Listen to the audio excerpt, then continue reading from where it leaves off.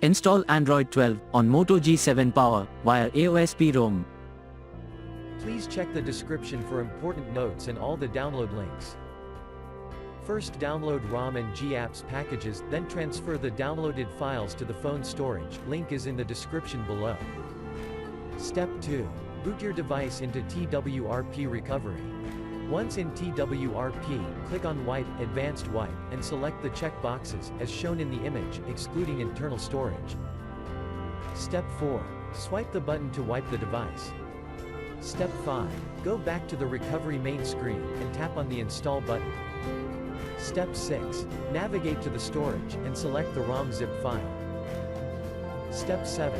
Finally, swipe the button on the screen, to install ROM file. Step 8. Flash the GApps zip package, in the same manner. Step 9.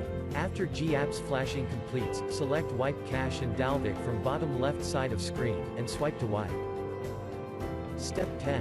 When the flashing process is complete, hit Reboot System. That's it, you have successfully installed the ROM on your device.